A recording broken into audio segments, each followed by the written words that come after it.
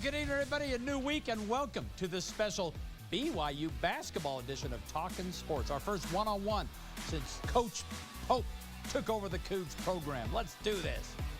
So delighted to have with us tonight here on Talkin' Sports the head coach of BYU basketball, Mark Pope, now 2 months on the job. And Coach, thanks so much for taking a moment to be with us. I got to ask you right out of the gate here, we got the NBA draft this week, but for you and Cougar fans, the biggest story is the guy who won't be drafted, as Yoeli Childs has decided to stay.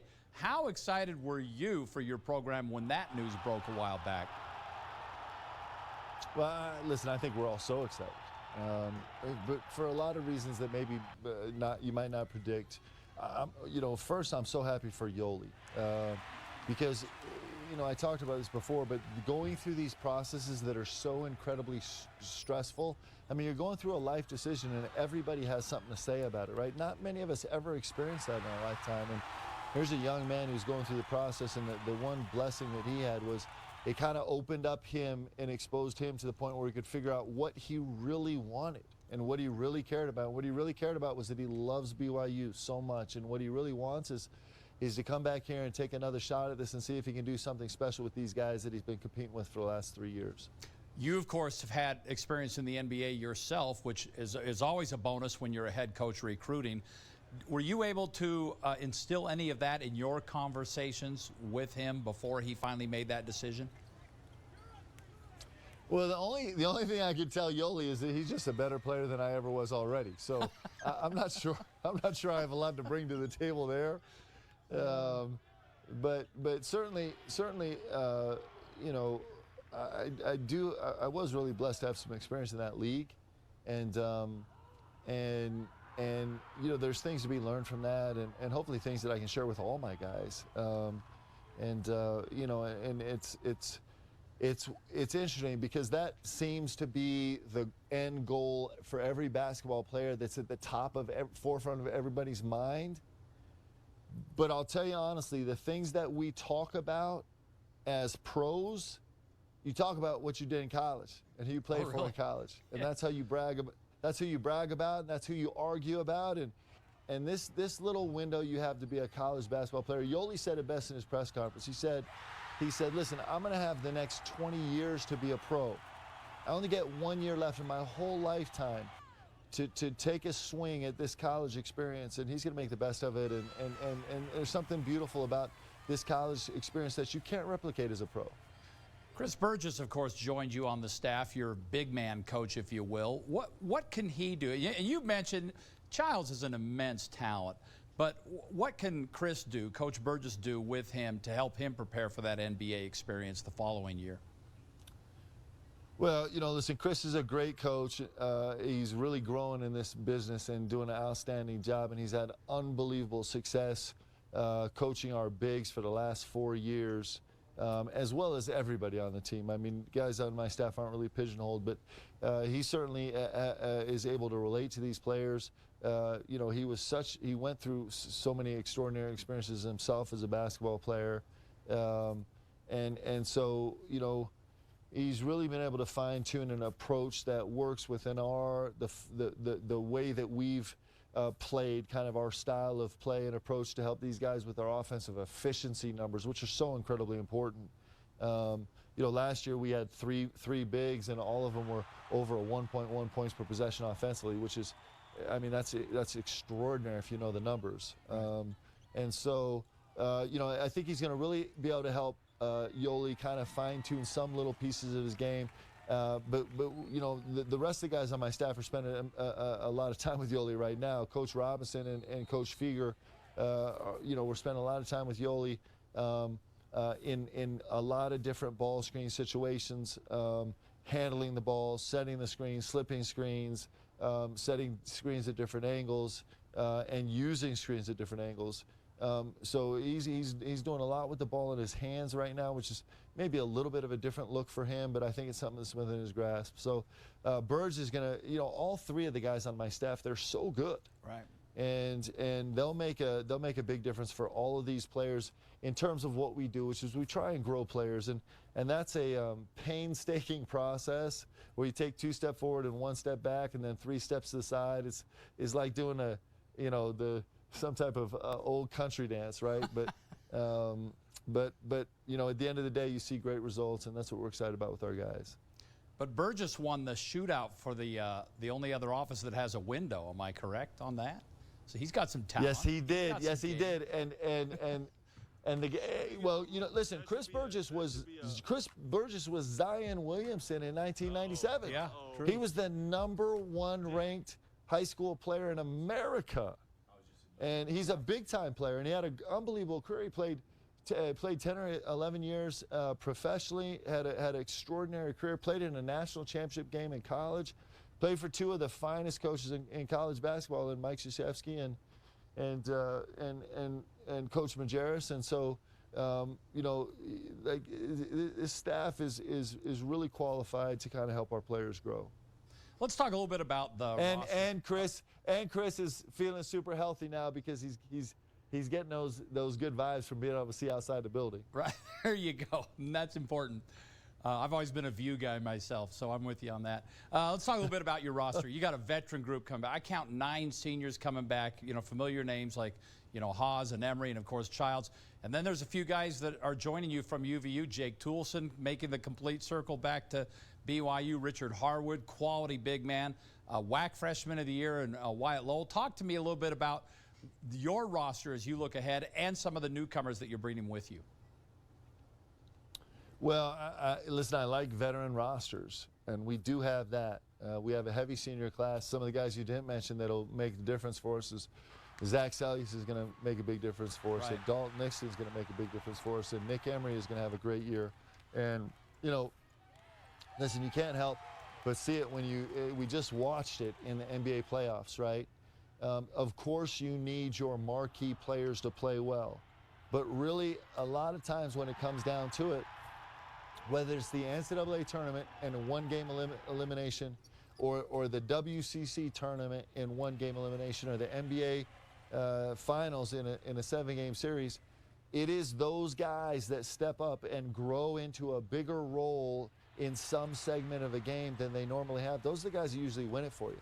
And so Zach Salius is going to win us games this year, and Dalton Nixon is going to win us games, and Colby Lee is going to step up and win us some games this year, and Nick Emery and Jesse Wade are going to step up and win us some games this year, and those guys, like those games, they ultimately get you to the promised land, right? So Right. I love this roster because it's a veteran roster. You have a lot of guys that on any given night can step up and maybe contribute much more than their averages. We don't have a lot of guys that are kind of just going to be the exact same thing every night and not have a higher ceiling than maybe what they're putting out on every given night, and so that makes a dangerous team. Zach, of course, a Bountiful High grad, as I am. I guess I should have mentioned him as well going into that. There we go. Hey, at UVU, your win total increased every year in the 4 years you were there. What are the goals you have set forth for yourself now as you return to BYU, this time as the head coach? Well, we certainly want to do our best to grow this program. Now, what's been done here in the last 2 decades is really extraordinary. I mean, what Coach Rose accomplished here, I mean, it just makes you shake your head and be like, this guy is just incredible what he got accomplished. So, we recognize we're stepping into a program it's an extraordinary place, and it's a program that's been strong for a long time. But we would like to grow. We want to grow into a program that's competing at the highest of high levels. They can do it at least pretty consistently at the highest level. And so we have big aspirations of what's going to happen in the next 3 and 5 years. We're really excited about it, and we're working hard towards. With that said, it's also really hard to look past this season. I mean, we have this senior class that is hungry and maybe a little bit war-torn, and maybe a little bit, walking around with a feel like maybe this group hasn't achieved what people maybe thought they would at one time or another, or that pundits have been critical of, or whatever. And a roster that's full of guys that that are pretty willing to set their personal agendas aside just because they want to win so badly, I think that's a dangerous team. I really do. Now, we got a lot of steps we need to make over the summer and a lot of new things we have to learn and incorporate. But in terms of goals for what we do with this program, we have kind of what we're looking to get done in year 3 and year 5. But right now, I'm really, really focused on what we're trying to get done in year 1. Well, again, you do have a veteran bunch. For years, the West Coast Conference, and you know this, has been all about Gonzaga and whoever finishes right behind them. This is a little bit of a loaded question, but do you feel like perhaps you have a veteran-type roster with a star player that maybe can finally get past the Bulldogs? Well, I hope so. I mean, that's the goal, right? We'd like to go win games. Now, I did make a sarcastic comment a few weeks ago talking about how the Zags were overrated, and it wasn't taken very sarcastically. So I got beat up a little bit on that. Listen, one of the great things we have going in our league right now is if we can beat the Zags, that makes us the #1 team in America. Yeah.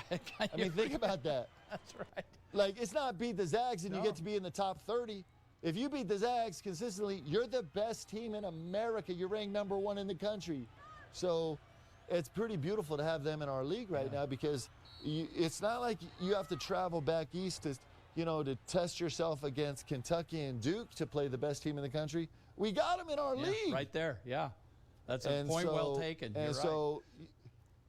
But you know what? Everybody knows this. I'm a blowhard and I'm pretty arrogant. And of course, I want to go beat those guys. I want to find a way to beat them. Like, if we can beat them, then that means we're the best. And that's where we want to get. I hope that's where everybody wants to get. If that's not where you want to get, I'm not sure why you're in this business. Well, I'll tell you, you've got a nice schedule right out of the gate. First of all, you get to go to Hawaii, which is good in that preseason. I think you have Georgia, Kansas, Michigan State, UCLA, a bunch of teams in that group. You got to be excited about, just about getting this group on the floor and seeing what they can do. Yeah, I am. I mean, I'm excited to see what they can do, and I'm more excited to see who they are, right? So I'm more excited to see kind of what character this team can have that will reveal itself through these games, right? I think I have a decent sense of guys' skill sets and the plays they can make and how they can perform in different situations in the game. But what I'm really excited about is to see, when this group gets in a locker room, what do they feel like and what do they look like and how hard are they willing to be pushed and how competitive are they willing to be and how chippy can they be and how angry can they play, right? And how much fight they can have. Those are going to be the determining characteristics of this team. And I have a sense, and listen, I'm half the time I'm wrong 100% of the time, right? So in my mind, I feel like I've seen some signs that this team could have an enormous amount of fight in them, and if they can bring them out of themselves, and if as a staff, if we can foster that, then this should be everything that these guys have wanted out of their college careers, especially this senior class. Well, Coach, it's going to be fun to watch you there for some time. Before I let you go, one last question. What has changed in the 4 years that you were gone that you may have noticed when you got back to BYU? Well, a lot's changed. One is this building. This building I'm in right now is amazing. I kid you not. If there's a finer facility in college basketball, I'd be really excited to see it. This place is amazing. And, the first 4 weeks we were in here, we have access to so many extraordinary opportunities, whether it's unique things we have in our weight room or in our training room, or video capabilities we have, or analytics capabilities we have.